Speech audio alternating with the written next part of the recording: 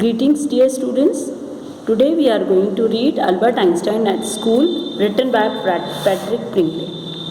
Lawrence Patrick Pringle, born in 1935, was an America-born freelance writer and photographer, wildlife biologist and educator. He was the executive editor of Nature and Science. Pringle's works provide information on nature and the environment while emphasizing the dangers that threaten the earth and its resources.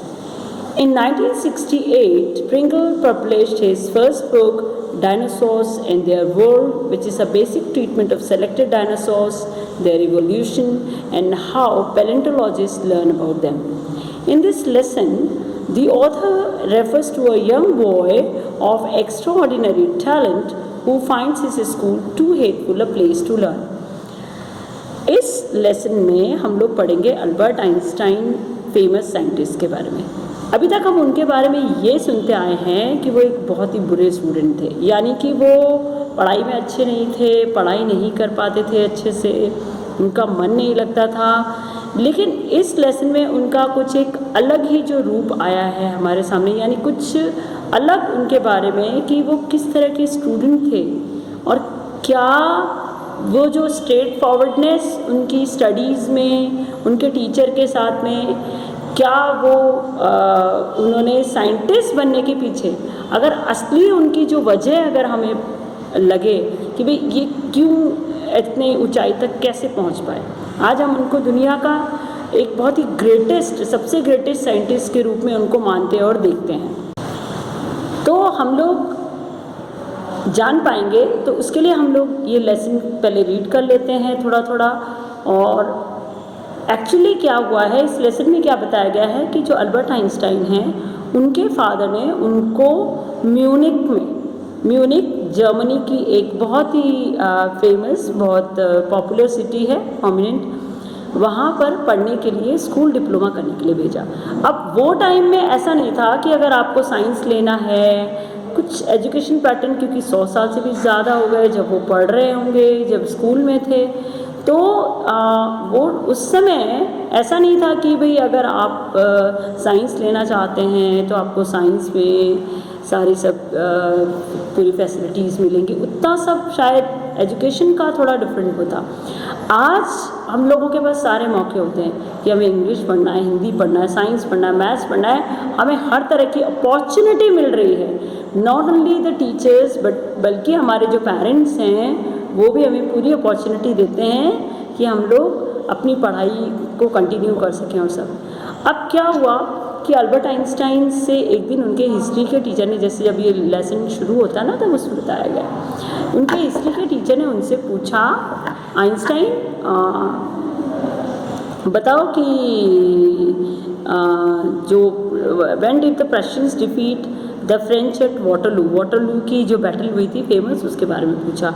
तो उन्होंने क्या कहा, I don't know sir, why don't you know, you have been told it often enough, I must have forgotten, did you ever try to learn, asked Mr Brown. Mr Brown उनके history teacher थे। No sir, Albert replied with his usual unthinking honesty. अच्छा, वो बड़े straight forward से, बड़े honest से इंसान थे, जो उनके मन में जो बात होती थी वो बता देते थे। तो उन्होंने कहा कि नहीं, मुझे नहीं पता है कि ये बैटल कब हुई थी। Why not, I can't see any point in learning dates, one can always look them up in a book. Mr. Brown was speechless for a few moments. You amaze me, Einstein, he said at last. Don't you realize that one can always look most things up in books? That applies to all the facts you learn at school. Yes, sir. Then I suppose you don't see any point in learning facts? उन्होंने कहा कि sir मुझे ये battle कब हुई थी, ये मुझे कुछ ऐसा कोई इम्पोर्टेंट नहीं लगा ये बात, ये पॉइंट याद करने के लिए कि हम जब चाहे, जब इसमें ऐसी जो फैक्ट्स जो होते हैं, है ना, वो तो हम कभी भी बुक्स में देख सकते हैं। हमें ये डेट्स वगैरह तो सब हम बुक खोलेंगे और हमें मिल जाएगी। और आज के बच्चों के लिए तो और आसान हो गया है कि वो लोग गूगल देखते हैं, सर्च करते हैं, नेट पे उनको सब कुछ मिलता है। लेकिन फिर भी ये ध्यान रखिए कि नेट पे हमें जो जानकारी मिलती है, भले ही हमारी बुक्स में लिमिटेड इन्फॉर्मेशन होती होगी, ठीक है, लेकिन बुक्स की जो इन्फॉर्मेशन होती है, जो बुक्स जो होते हैं उनके बारे में एक चीज़ कही जाती है बुक्स के बारे में, इसलिए आपको बार बार रीडिंग बुक्स पे जोर दिया जाता है कि आप लोगों को बुक रीड करना चाहिए और सब, इसलिए क्योंकि books are never failing friends. Books हमें कभी धोखा नहीं देते हैं, तो हमें कंटिन्यूस एक बुक्स की पढ़ाई करना और ये सब तो करते ही रहना चाहिए, रीड करते रहना चाहिए। This is my personal opinion which I want to tell you students. अच्छा, अब क्या हुआ, हिस्ट्री टीचर ने क्या बोला आगे कि ऐसे तो बहुत सारी चीज़ें हैं, लेकिन स्कूल स्टडीज़ तो मैटर करती है ना, आपको स्कूल में सीखना तो पड़ेगा ना ये सब। तो उन्होंने कहा, फिर उन्होंने बोला यस सर। तो हिस्ट्री टीचर ने बोला then I suppose you don't see any point in learning facts. Frankly sir I don't, said Albert. Then you don't believe in education at home? Oh yes sir I do, I don't think learning facts is education.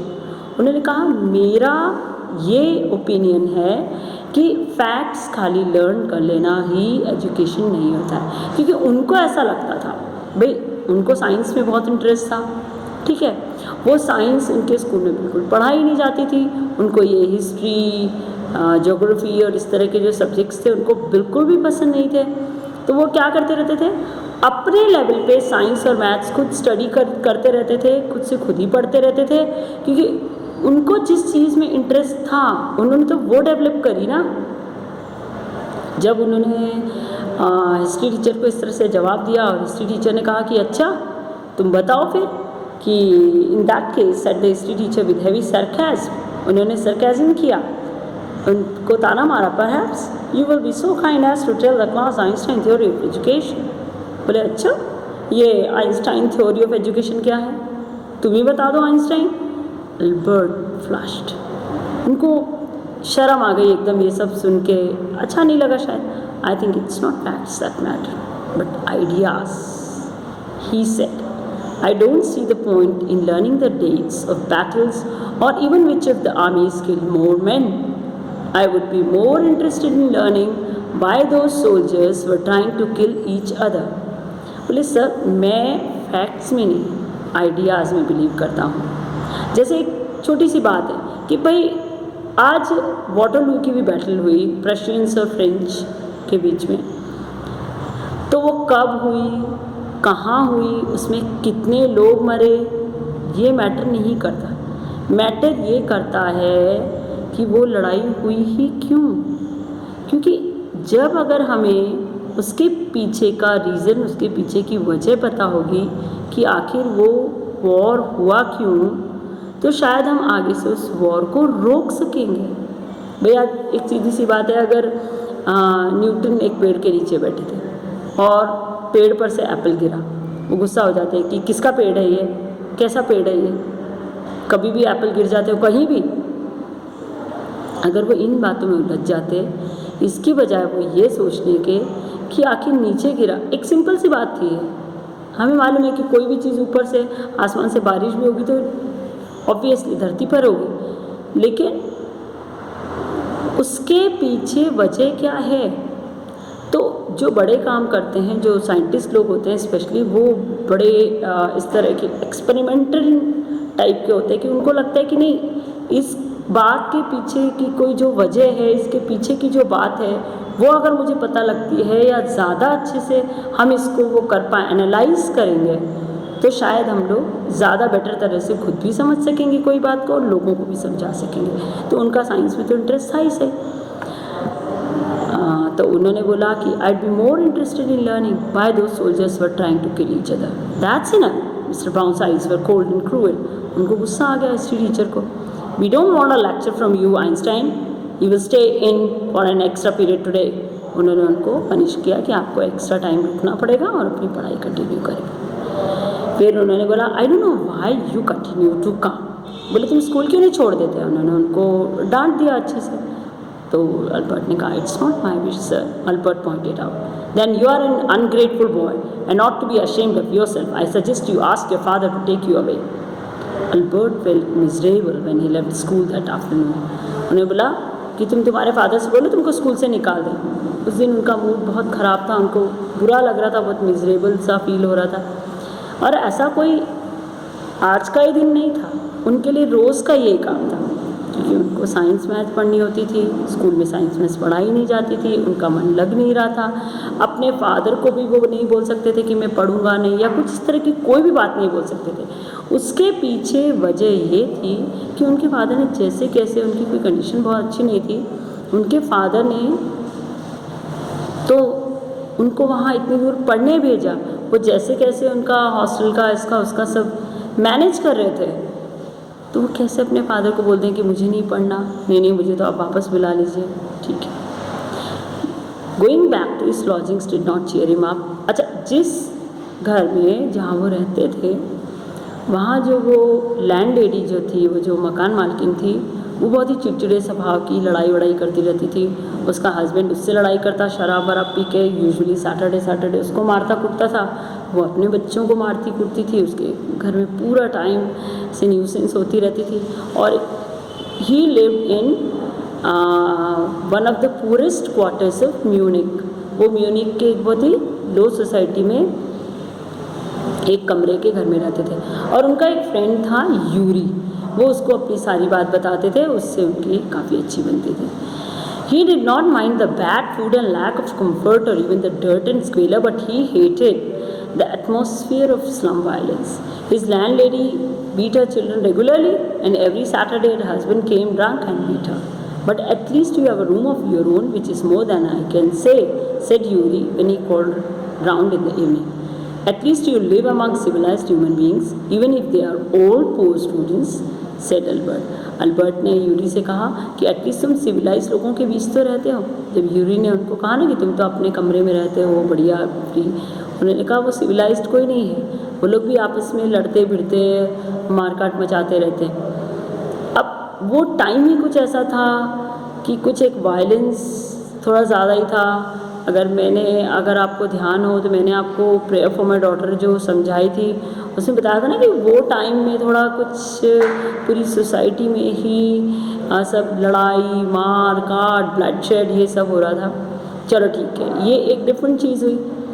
लेकिन Einstein की अब वो दोनों आपस में बात कर रहे थे।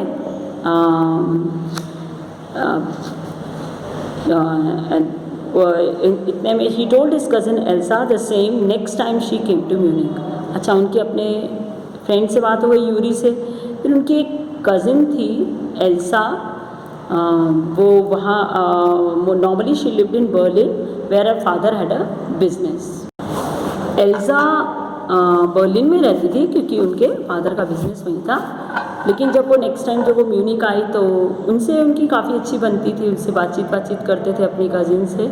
उन्होंने एल्सा को बोला कि उनको बताया कि उनके लिए स्कूल में रहना बहुत मुश्किल हो रहा है, उनको यहाँ मन नहीं लग रहा था स्कूल में। I am sure you could learn enough to pass exams. उनकी कज़िन ने बोला कि मैं देखती हूँ कि इतने बुरे इतने कम पढ़ने वाले और इतने बुद्धू बच्चे इतना अच्छा सब कर सकते हैं, पास हो जाते, तो तुम क्यों नहीं कर सकते?